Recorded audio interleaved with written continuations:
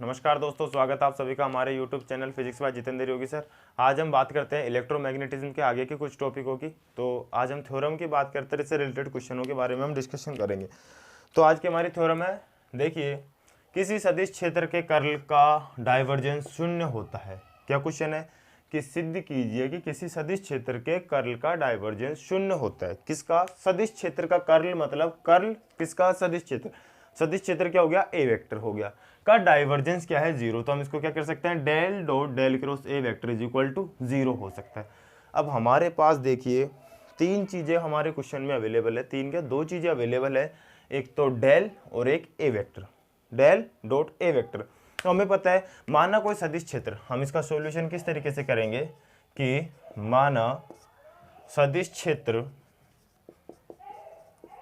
ए vector है, माना सदिश क्षेत्र ए वेक्टर है, तो ए वेक्टर को किससे रिप्रेजेंट करेंगे? A vector is equal to A x I cap, A Y J cap and a Z के कैप हो गया। ए वाई जे जेड और ए जेड के कैप हो गया हमारे पास। दूसरी चीज क्या है हमारे पास? डेल। दूसरी चीज क्या है हमारे पास? डेल है। माना क्या करेंगे? अवकल क्या है? अवकलज संकारक की परिभाषा से, अवकलन संकारक की परिभाषा से किसकी वैल्यू आ गई हमारे पास? डेल की वैल्यू आ गई। डेल की वैल्यू क्या आ गई? आई cap del upon del x, जे cap del upon del y ओ प्लस के cap del upon del Z. ये हमारे पास किसकी वैल्यू आ गई? अवकलन संकारक की वैल्यू आ गई। अब हमें ध्यान देना है कि हमारे पास क्या है? डेल क्रॉस ए वेक्टर। क्या है? डेल क्रॉस ए वेक्टर है। जब हम डेल क्रॉस ए वेक्टर लेंगे तो हम क्या करेंगे? आई जे, इसमें भी आई के जे के कोफिशिएंट है और हमारे पास डेल के भी है। तो हम क्या करेंगे? डेल क्रॉस ए वेक्टर कैलकुलेट करना है तो हमारे पास क्या क्या लेंगे? सारणिक रूप लेंगे, आई कैप, जे कैप और के कैप के लिए। तो आई कैप डेल क्रॉस क्या है? Del cross. तो पहले डेल की वैल्यू लीजिए, डेल अपॉन डेल एक्स आई कैप में, डेल अपॉन डेल वाई और del upon del Z. Clear? अब है किसका? ए के रेस्पेक्ट में क्या हो गया? ए एक्स, ए वाई और ए जेड। मैट्रिक्स सोल्व करना सबको आता है, तो मैट्रिक्स जब हम सोल्व करेंगे तो हमारे पास क्या वैल्यू आती है? Del cross A vector is equal to I cap के रेस्पेक्ट में लेंगे तो इसको जीरो कर लेंगे, क्या हो जाएगा? डेल ए जेड अपॉन ए वाई माइनस क्रॉस करवाएंगे डेल ए वाई अपॉन डेल जेड। ठीक है, माइनस जे कैप। ओके, तो माइनस जे कैप में अब जे को जीरो रखेंगे, क्या हो जाएगा? डेल ए Z upon del x minus, ये इससे मल्टीप्लाई कर दो, डेल ए x upon del Z. Clear? Plus में क्या हो जाएगा? प्लस में के कैप। अब के कैप में इसको जीरो करेंगे, किसको जीरो करेंगे? इसको जीरो करेंगे, इसका इससे, इसका इससे, तो डेल ए वाई अपॉन, और ये क्या हो गया? डेल एक्स माइनस डेल ए x upon del Y. Clear? ये हमारे पास किसकी वैल्यू आ गई? डेल क्रॉस ए की वैल्यू आ गई। किसकी वैल्यू आ गई? डेल क्रॉस ए की वैल्यू आ गई। किसकी वैल्यू आ गई? डेल क्रॉस ए की वैल्यू आ गई। अब हमें क्या करना है? डेल डॉट क्या लेना है? डेल डॉट, यानी क्या है? डाइवर्जेंस है। क्या है? डाइवर्जेंस है। जो हमें क्रॉस की बात करें तो ये क्या हो गया? कर्ल। ये क्या हो गया था? कर्ल। तो ये सदिश क्षेत्र का कर्ल हो गया। ये क्या हो गया? कर्ल हो गया। किसका हो गया? सदिश क्षेत्र का कर्ल हो गया। क्या हो गया? कर्ल, यानी सदिश क्षेत्र का क्या हो गया? कर्ल हो गया। डेल क्रॉस ए है तो सदिश क्षेत्र के कर्ल हो गया। अब हमारे पास ये वैल्यू आ गई। अब ध्यान से देखिए, हमने इतना क्वेश्चन सोल्व कर लिया। कितना क्वेश्चन सोल्व कर लिया? इतना क्वेश्चन हम सोल्व कर चुके। आगे क्वेश्चन में बढ़िया डेल डॉट। डेल डॉट का मतलब डाइवर्जेंस, तो लिख देंगे डाइवर्जेंस लेने पर, लिख देंगे डाइवर्जेंस लेने पर। तो देखिए डाइवर्जेंस लेंगे, del dot del cross A vector is equal to क्या हो जाएगा? हमारे पास डेल की वैल्यू है और ये वैल्यू हम कैलकुलेट कर चुके हैं। कौन सी हो गई? ये हो गई। तो ये वैल्यू को हम क्या लिख सकते हैं? I cap del A Z upon del Y minus del A Y upon del Z. तो ये हो गया, ठीक है, माइनस जे कैप क्या आया? डेल ए Z upon del x minus del ए एक्स अपॉन डेल जेड, ठीक है, प्लस में के कैप क्या बचा, डेल ए Y upon del x minus del ए एक्स अपॉन डेल वाई। ये हमारे पास इक्वेशन आ गई। अब हमें पता है कहीं ना कहीं हमें डेल की वैल्यू पता है अवकलन संकारक की, तो समीकरण 2 से मान रखने पर, तो समीकरण 2 से मान रखने पर, तो समीकरण 2 से जब मान रखेंगे तो हमारे पास क्या आ जाएगा, del dot del cross A vector is equal to, तो 2 से मान रखेंगे i cap del upon del x plus J cap del upon del Y plus के cap del upon del Z. ये वैल्यू आ गई हमारे पास, और डॉट में क्या है, ये वैल्यू हमारी है। तो ये सारी की सारी वैल्यू हमें कहाँ कि क्या वापस रखनी पड़ेगी, क्योंकि डेल क्रॉस ए की वैल्यू क्या है, ये है। तो जब हम इसको आगे देखेंगे तो क्या हो जाएगा, I cap del upon A Z del Y minus del upon A Y del Z minus J cap A Z upon del x minus del A x upon del x plus के cap की value क्या हो जाएगी, del ए Y del x minus del ए X del Y. ये value हो गई। अब ध्यान से देखिए, हमें क्या करना है, अंदर मल्टीप्लाई करना है एक्स के आई के रेस्पेक्ट में और जे का J. Del cross A vector is equal to क्या लिख सकते हैं, डेल का इसके रेस्पेक्ट में आई के रेस्पेक्ट में del upon del x del ए Z minus del Y minus del ए वाई डेल जेड। तो ये हो गया डेल अपॉन डेल एक्स का, ठीक है। ये हो गया किसका, डेल अपॉन डेल एक्स का हो गया। अब आगे देखिए किसका साइन है, माइनस का साइन है, तो माइनस के साइन में देखिए minus del upon del Y, तो डेल वाई के रेस्पेक्ट में किसका हो गया, डेल ए Z upon del x minus del ए x upon del Z plus के कैप, प्लस में के का नहीं, प्लस में किसका हो गया, डेल अपॉन डेल जेड के रेस्पेक्ट में किसका हो जाएगा, इसका हो जाएगा डेल ए Y upon del x minus del ए x upon del Y. Clear, ये हमारे पास इसकी टोटली वैल्यू आ गई। अब ध्यान से देखिए, देखो डेल एक्स को अंदर मल्टीप्लाई करेंगे तो क्या हो जाएगा, del dot del cross A vector is equal to, ये हो गया del square A Z upon del x del Y. Clear, minus del square A Y upon del x del Z, ये वाला पार्ट। क्लियर, माइनस का sign अंदर multiply करो, del square A Z upon del Y del x minus आगे करो del square A X del Y del Z. Clear, आगे करो plus, ये प्लस का साइन आ गया, अंदर मल्टीप्लाई करो del del del square A Y del Z del x minus del square A X del Z और डेल वाई। ये हमारे पास कोफिशिएंट आ गए। तो ये देखिए कि ये तीनों, ये किसके, ये माइनस का था, ये माइनस माइनस किस में हो जाएगा, ये माइनस माइनस किस में हो जाएगा, तो ये माइनस माइनस क्या हो जाएगा, प्लस का हो जाएगा, माइनस माइनस किस में हो जाएगा, प्लस का हो जाएगा। तो ये देखिए हमारे पास ये सॉरी माइनस माइनस ये हो जाएगा प्लस का हो जाएगा, ठीक है। अब आगे देखिए, ये value del square A x A Z, del square A Z देखिए ये रही, तो ये आपस में कट गए, del square A Y, del square A Y ये रहा, डेल स्क्वायर ए वाई ये रहा, तो ये आपस में कट गए, यानी कि सारी वैल्यू कट गई। तो हम क्या कह सकते हैं इस फंक्शन में, चूंकि del square f del x upon del y is equal to del square f del Y upon del x is equal to 0, ये क्या होते हैं, इज इक्वल टू 0। तो ये सारी की सारी वैल्यू कट गई। तो हम क्या कह सकते हैं, हम कह सकते हैं del dot a cross A vector is equal to 0। क्या कह सकते हैं, a vector is equal to 0। तो हम क्या कह सकते हैं इससे कि सदिश क्षेत्र के कर्ल का डाइवर्जेंस हमेशा क्या रहेगा, 0 रहेगा। सदिश क्षेत्र के कर्ल का डाइवर्जेंस हमेशा क्या रहेगा, 0 रहेगा। तो देखते हैं क्वेश्चन को दोबारा। हमारे पास क्या है, कर्ल का वैल्यू, सदिश क्षेत्र के कर्ल का डाइवर्जेंस का मान क्या होता है, 0 होता है। डाइवर्जेंस, कर्ल, सदिश क्षेत्र, ये तीनों वैल्यू हो गई। हमारे पास जो जो वैल्यू है उसकी वैल्यू हमें पता होनी चाहिए। हमारे पास सदिश क्षेत्र है तो सदिश क्षेत्र की वैल्यू हमें पता है। अवकलन संकारक है, अवकलन संकारक की पता है। संक्रिया देख लिया, डेल क्रॉस ए वेक्टर, डेल क्रॉस ए वेक्टर निकाल लिया। हमें क्या करना है, फिर आगे ये वैल्यू निकालने के बाद डाइवर्जेंस लेना है, डाइवर्जेंस ले लिया। डाइवर्जेंस लेने के बाद हमने कैलकुलेशन की, वैल्यू कैलकुलेट की और हमारे पास पूरी की पूरी थ्योरम सोल्व हो गई। तो ये इंपॉर्टेंट थ्योरम है, क्वेश्चन में काफ़ी बार आते हैं, तो इसको स्क्रीनशॉट लेके नोट्स कैप्चर कर लीजिए।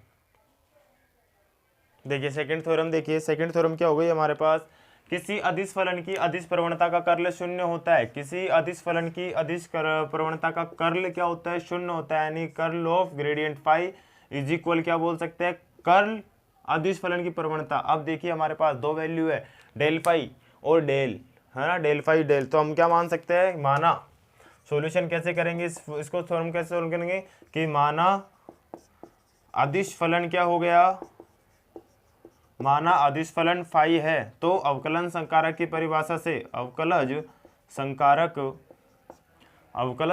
की परिभाषा से, तो अवकलज संकारक की परिभाषा क्या कहती है कि डेल की वैल्यू क्या हो गई, आई cap del upon del x plus जे cap del upon del Y plus के cap del upon del Z. ये हमारे पास अवकलज संकारक की परिभाषा हो गई। देखो डेल की वैल्यू आ गई फाई है, तो यानी कि क्या हो गया, अदिश फलन फाई का,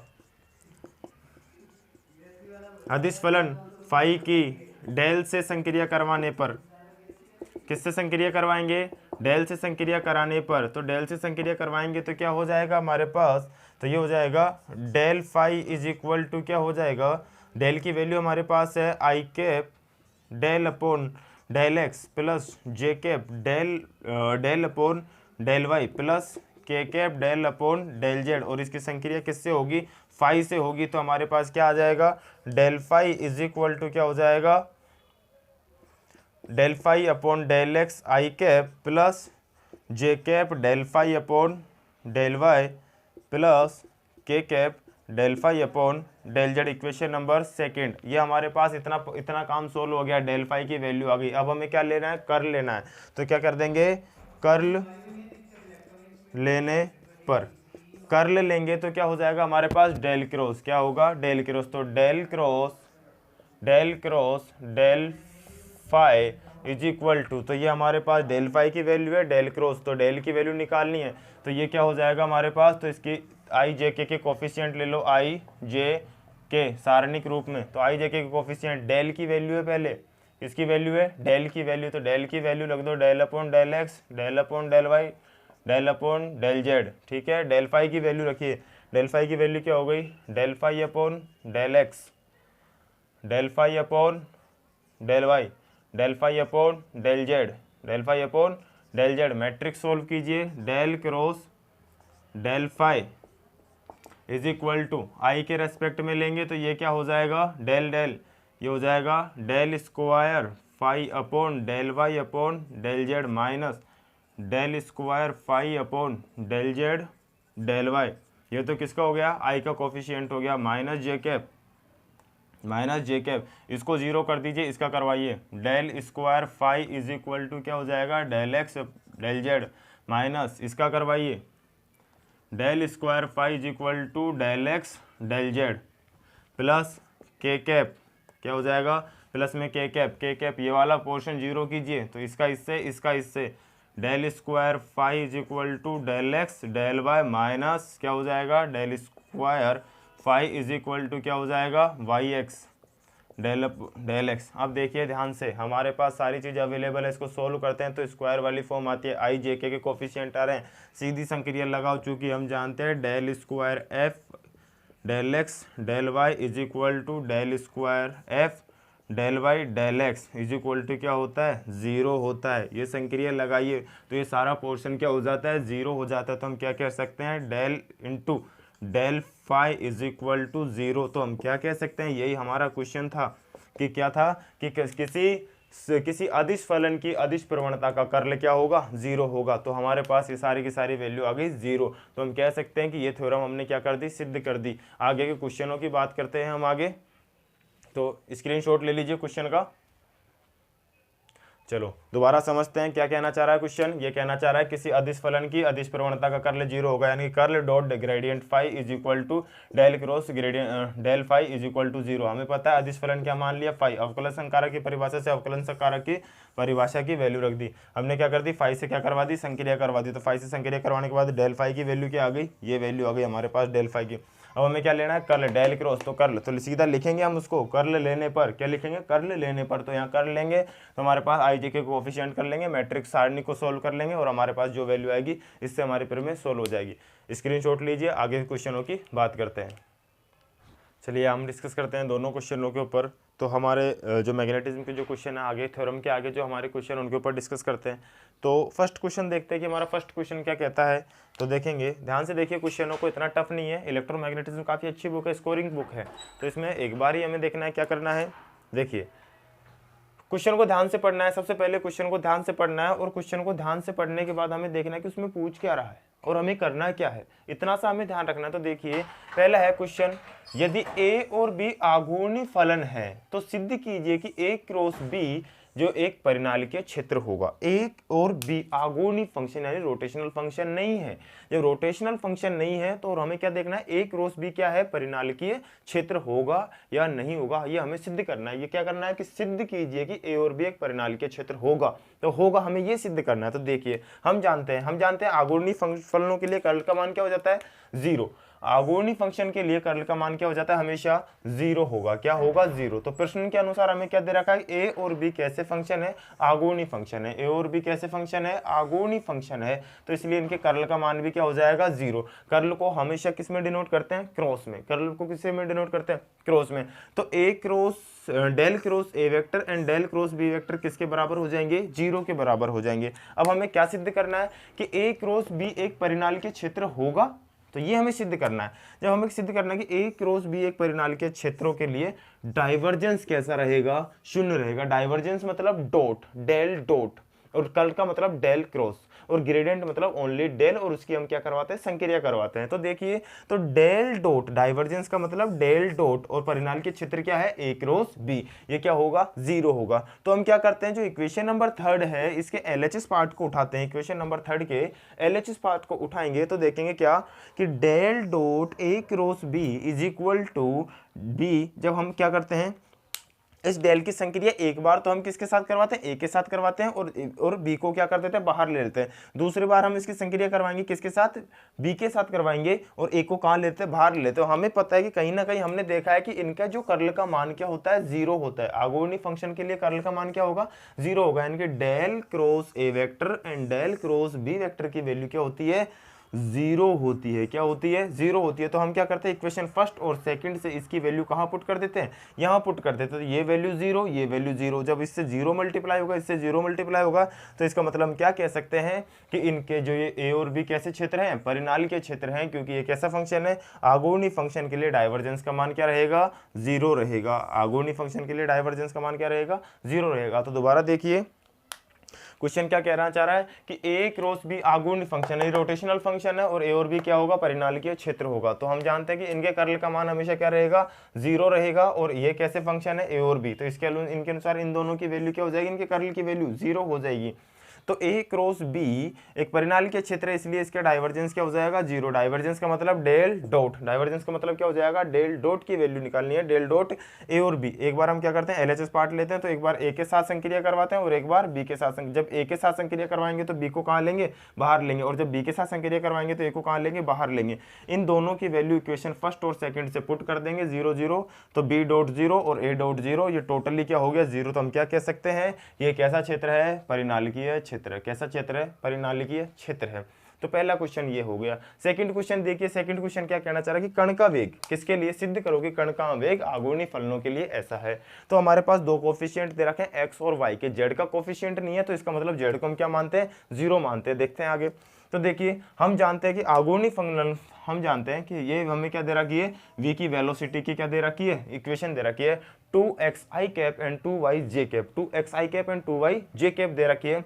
हम जानते हैं वी नो दैट आघूर्णी फलनों के लिए कर्ल का मान क्या रहेगा, 0 रहेगा। क्यों? क्योंकि कर्ल हमेशा किसका निकाला जाता है, रोटेशनल फंक्शन का निकाला जाता है। किसका निकाला जाता है, रोटेशनल फंक्शन। जो रोटेट नहीं कर रहा उसके लिए कर्ल की वैल्यू क्या हो जाएगी, 0 हो जाएगी। तो कण का वेग की इक्वेशन क्या हो गई, V vector is equal to, और किसका निकलेगा, कर्ल सदिश का निकलेगा। तो V vector is equal to 2xi cap और 2y j कैप, यानी कि यहाँ हमारे पास z का कोफिशिएंट नहीं है, इसलिए हम z को क्या मानेंगे, 0 मानेंगे। z को क्या मानेंगे, 0 मानेंगे।